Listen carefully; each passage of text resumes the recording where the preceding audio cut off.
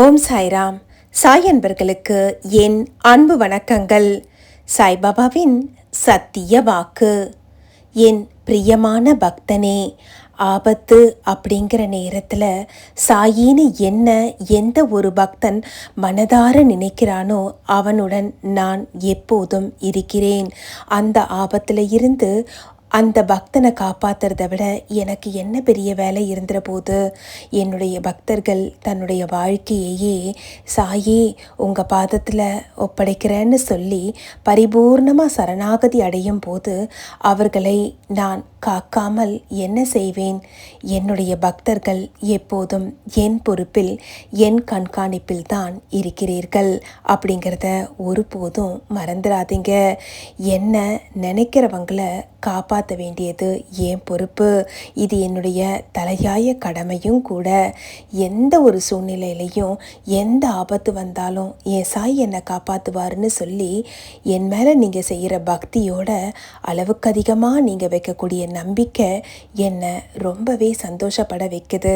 அதனால தான் என் பக்தர்களை விட்டு என்னுடைய பார்வை ஒருபோதும் நீங்குவது கிடையாது. ஒரு சில நேரங்களில் காலத்துடைய கட்டாயத்தினால ஒரு சில ஆபத்துக்களும் சங்கடங்களும் உங்களுக்கு ஒரு சில கஷ்டங்களை கொடுத்திருக்கலாம். அதுவும் கூட கர்ம வினையினால் தானே தவிர்த்து வேறு எதனாலும் கிடையாது. ஒருவேளை விதிவசத்தால் உங்களுக்கு ஏதாவது ஆபத்து இருந்தாலும் என்னால் முடிந்த அளவு அந்த கடவுளிடமேயே போராடி உங்களை அந்த சங்கடத்தில் விழுந்து விடாமல் காக்க வேண்டியது குருவாக உன் சாய் என்னுடைய பொறுப்பு. இதே ஒரு விஷயந்தான் என்னுடைய சாய் சச்சரிதத்துலேயும் ஒரு கதையாக வரும். கோபால் நாராயண் ஆம்டேக்கர் அப்படிங்கிற ஒரு பக்தர் தானே ஜில்லாவில் வசித்து வந்தார். சில காலம் அரசாங்க உத்தியோகம் செய்து பின் அதிலிருந்து ஓய்வு பெற்றார். வருமானம் கிடைச்சிட்டு இருக்கிற வரைக்கும் எல்லாமே நல்லா தான் போயிட்டு இருந்தது. வருமானம் நின்ன உடனே அவருடைய மகிழ்ச்சியும் குறைய தொடங்குச்சு. துன்பங்கள் தொடர்ந்துக்கிட்டே இருந்தது. ஒரு துன்பம் இல்லை, பல துன்பங்கள் அடுக்கடுக்காக அவருக்கு மேலே மேலே வந்துக்கிட்டே இருந்தது. அப்படியே ஒரு 7 வருஷங்க அவர் கஷ்டப்பட்டு கடந்துக்கிட்டு வந்தார். அப்படியும் அவருக்கு விடிவு காலம் வரலைன்னு சொல்லி வருத்தத்தோட 1916 ஷீரடிக்கு என்ன தரிசனம் பண்ணுறதுக்காக வந்தார். 2 மாதங்கள் இங்கே வந்து தன்னோட குடும்பத்தோடு தங்கினார். அப்படி இருந்த போதிலும் ஷீரடி மண்ணிலையும் அவருக்கு நிம்மதி கிடைக்கல. துன்பம் தொடர்ந்துக்கிட்டே இருந்தது. இதனால் ரொம்ப சோர்ந்து போய் என்ன பாபா வாழ்க்கை இது, இந்த வாழ்க்கை இப்படி வாழறதை விட நான் வாழாமல் உங்களுடைய கமல பாதத்தில் என்னுடைய உயிரை சமர்ப்பிக்கணும் அப்படிங்கிற மாதிரி விரக்தியோடைய உச்சக்கட்டத்துக்கு போனார். தன்னுடைய வாழ்க்கையை முடிச்சுக்கணும்னு சொல்லி அன்றைய தினம் அவர் முடிவு செஞ்சார். அவர் ஒரு கிணத்துக்கு பக்கத்தில் உட்காந்துக்கிட்டு இருந்தார். அந்த நேரம் அவர் தன்னுடைய மனதில் இப்படி ஒரு எண்ணத்தோடு இருந்தார். அவர் என்னதான் நினச்சாலும் கர்மா அவரை இப்படி தூண்டினாலும் காலம் அதுக்கு வழி கொடுக்கலை. என்னுடைய அடியவரான ஷகுன் மேரு நாயக் அப்படிங்கிறவர் ஷீரடியில் ஒரு உணவகம் நடத்திக்கிட்டு வந்தார். தற்செயலாக அவர் அந்த நேரத்தில் இந்த இடத்த கடந்து போகிற ஒரு சந்தர்ப்பம் வந்தது. அந்த மாதிரி நேரத்தில் சாதாரணமாக அவர் வெளியவே வரமாட்டார். ஆனால் இந்த பக்தனை காப்பாற்றுறதுக்காக நடந்த ஒரு செயல் தான் இது. இந்த நேரத்தில் இந்த இடத்துல உட்காந்து என்ன பண்ணிகிட்ருக்குறீங்க அப்படின்னு சொல்லி இந்த பக்தரை பார்த்து கேட்குறாரு. ஒன்றும் இல்லை, மனசு சங்கடமாக இருந்தது, அதனால தான் நான் இங்கே உட்காந்துருக்கிறேன் அப்படின்னு சொல்கிறாரு. அதுக்கு ஷகுன் மேரு நாயக் வந்து அவரை பார்த்து சொல்கிறாரு, நீங்கள் கவலைப்படாதீங்க, பாபாவை போன்ற ஒரு குருவை நாம் பெற்றிருக்கிறோம், நாம் கவலைப்படக்கூடாது. இந்தாங்க அக்கல்கோட் மகாராஜுடைய வாழ்க்கை வரலாறு புத்தகம், இந்த புத்தகத்தை நீங்கள் இதுக்கு முன்னால் படிச்சிருக்கீங்களா அப்படின்னு சொல்லி கேட்குறாரு. அதுக்கு ஆம்டேக்கர் இல்லை கொடுங்க பார்க்கலான்னு சொல்லி அந்த நூலை வாங்கி கையில் ஒரு சில பக்கங்களை புரட்டி பார்க்குறாரு. இந்த இடத்துல தான் கர்ம வினையை அவர் வெல்லக்கூடிய வாய்ப்பு கிடைக்குது.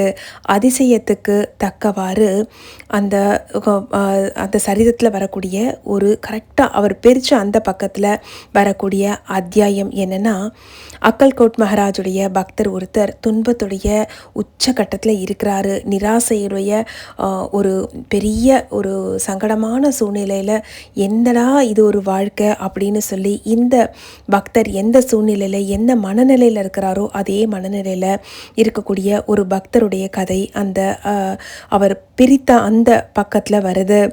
அந்த பக்தர் தன்னுடைய வாழ்க்கையை இவரை போலவே யோசித்து, வேண்டாம், நான் இந்த வாழ்க்கையே வேண்டாம், என்னுடைய வாழ்க்கையை நான் முடிச்சுக்கிறேன்னு சொல்லி அக்கல்கோட் மகாராஜை வணங்கிட்டு அருகில் இருக்கக்கூடிய கிணற்றில் விழுந்து தன்னை மாய்த்து கொள்ள முடிவு செய்து அதையே செய்கிறாரு.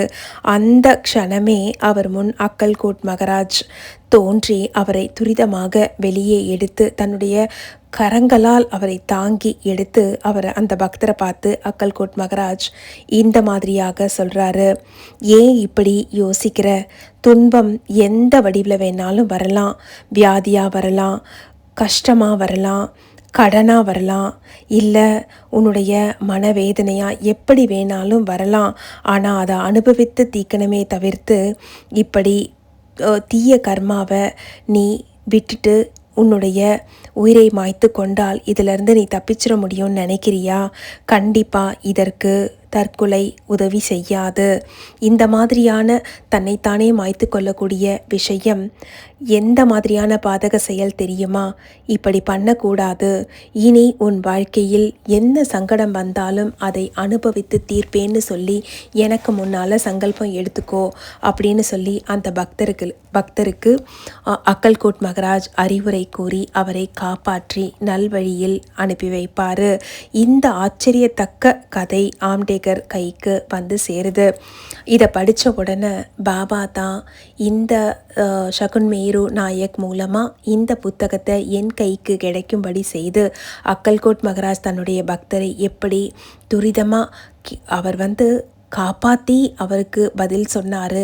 ஆனால் என்னுடைய முடிவை நான் எடுக்கிறதுக்கு முன்னாலேயே இப்படி ஒரு கதையை புத்தக வடிவில் என் கைக்கு கொண்டு வந்து சேர்க்கும்படி சாய் மகாராஜ் செய்து என்னை காப்பாற்றி இருக்கிறார்னு சொல்லி என்னை அவர் அந்த அந்த நடுநிசி இரவு நேரத்தில் என்னை நினச்சி அவர் எனக்கு நன்றி சொல்வார். எப்போவுமே ஒன்று மட்டும் புரிஞ்சுக்கோங்க, வாழ்க்கையில் கஷ்டங்கிறது எல்லாருக்கும் வரக்கூடிய தான். ஆனால் ஒரு சிலருக்கு அதை பக்குவமாக கடந்து செல்லக்கூடிய பக்குவம் இருக்கும். ஒரு சிலருக்கு அந்த கஷ்டத்தை தாங்க முடியாமல் இப்படி முடிவெடுக்கக்கூடிய சூழ்நிலைகள் மேலே வரும். ஆனால் ஒன்று மட்டும் புரிஞ்சுக்கோங்க, கஷ்டத்துக்கு தீர்வு அதை அனுபவித்து தீர்க்கிறது தானே தவிர்த்து அதிலிருந்து நாம் தப்பிக்கிறோன்னு நினச்சா அந்த கஷ்டத்தை அனுபவிக்கிறதுக்காக இன்னொரு பிறவி எடுக்க வேண்டி இருக்கும். அதனால் என்னவே தலை போகிற விஷயமா இருந்தால் கூட என்ன, என் மேலே நம்பிக்கை வச்சு என்கிட்ட உன்னுடைய பாரத்தை சுமத்துன்னு நான் என்னை தேடி வரக்கூடிய ஒவ்வொரு பக்தர்கள்கிட்டையும் நான் சொல்கிறேன். இதை நீங்கள் ஏன் மனசில் ஏற்றிக்க மாட்டேங்கிறீங்க? இன்றைக்கி இந்த பதிவை கேட்குற இந்த நிமிஷம் நீ மனசில் நினைக்க வேண்டியது இதுதான், என் பாபா இருக்காரு. என்னவே தலை போகிற காரியமாகவே இருந்தாலும், தலை போகிற விஷயம் எவ்வளோ கஷ்டம் வந்தாலும் நான் என்னுடைய மனதளவில் உறுதியாக இருப்பேன். என் சாய் எந்த ரூபத்துலையாவது என்னை காப்பாற்றுவாருன்னு என்னை நம்புங்க. ஏன்னா சச்சரிதத்தில் வர கதையில் மட்டும் நான் வாழலை. என்னை நம்பி என்னை வணங்கக்கூடிய உங்களை போன்ற பக்தர்களுடைய குறைகளையும் கோரிக்கைகளையும் கேட்டுக்கொண்டு இன்றளவிலும் உங்களோடு நான் வாழ்ந்து கொண்டுதான் இருக்கிறேன். நிராசைக்கு இடம் கொடுக்காதீர்கள். என்ன ஆபத்து வந்தாலும் சரி, இதிலிருந்து மீட்பதற்கு என் சாய் வருவார்னு நம்புங்க. நிச்சயமாக ஏதாவது ஒரு ரூபத்தில் நான் உங்களை காப்பாற்றுவேன். இந்த கதையில் வந்த அந்த மனுஷனை காப்பாற்றினதுக்கு அப்புறமா அந்த மனுஷன் என்கிட்ட நேரடியாக என்னுடைய ஆசீர்வாதத்தை பெற்று வரும் காலத்தில் கொஞ்சம் கொஞ்சமாக புதிதாக ஜோசியம் கற்றுக்கொண்டு அதில் மிகவும் கை தேர்ந்தவராகி நிறைய பணம் சம்பாதித்து வாழ்க்கையில் மிகப்பெரிய சுபிக்ஷமான நிலையை அடைந்தார். அதுபோல தான் இன்றைக்கு வேணால் கர்மாவினாலையும் கால சூழ்நிலைகளாலும் உங்களுக்கு சங்கடங்கள் இருக்கலாம். எது வேண்டுமானாலும் இருந்தாலும் சரி, எல்லாத்திலிருந்தும் நம்மளால் மீண்டு வந்து விட முடியும். ஆனால் நம்மையே நாம் மாய்த்து கொண்டால் திரும்ப கிடைக்குமா? உயிர் என்பது விலை மதிக்க முடியாதது. அது கடவுளால் உனக்கு அருளப்பட்ட அருட்கொடை. எந்த ஒரு சூழ்நிலையிலும் தேவையில்லாமல் தவறான முடிவுக்கு போகாதே. என் சாய் இருக்கிறார் என்று நம்பி என்னை சரணடைந்த பக்தர்கள் நல்ல எதிர்காலத்தை பெற்றார்கள். அதுபோல இன்னைக்கு உன்னுடைய சூழ்நிலை எப்படி வேண்டுமானாலும் இருக்கட்டும், ஆனால் நாளைய உன்னுடைய வாழ்க்கை என்னுடைய ஆசீர்வாதத்தோடு வளமாக இருக்கும் என்று நம்பு. என் பரிபூர்ண ஆசீர்வாதத்தோடு உன்னுடைய சங்கடங்கள் அனைத்தும் தொலையும், ஆபத்து விலகும், சந்தோஷம் உன் வாயில் கதவில் வந்து நிற்கும். இதற்கு நான் பொறுப்பு. இதை வெறும் பேச்சா எடுத்துக்காத, என்னுடைய சத்திய வாக்கா எடுத்துக்கிட்டு உன்னுடைய வாழ்க்கையில் வரக்கூடிய சங்கடங்களை கடந்து போ. இதுவும் கடந்து போகும் என்று நம்பிக்கையோடு கடந்து செல். உன்னோடு கைகோர்த்து உன்னுடைய பாதையில் வெற்றிகரமாக நீ வாழ்க்கையை நடத்துவதற்கு உன் சாய் என்னுடைய அருள் ஆசீர்வாதம் பரிபூர்ணமாக கிடைக்கும். பாபாவினுடைய இந்த அருள்வாக்கு உங்களுக்கு மிகவும் பயனுள்ளதாக இருந்திருக்கும்னு நம்புகிறேன். ஏன்னா விரக்தியில் இருக்கக்கூடிய ஒவ்வொருத்தருக்கும் யாராவது தோள் கொடுக்க மாட்டாங்களான்னு சொல்லி ஒரு ஏங்குதல் இருக்கும், ஒரு எதிர்பார்ப்பு இருக்கும். நிச்சயமாக சாய் அருளோடு அந்த எதிர்பார்ப்பு பூர்த்தியாகும்.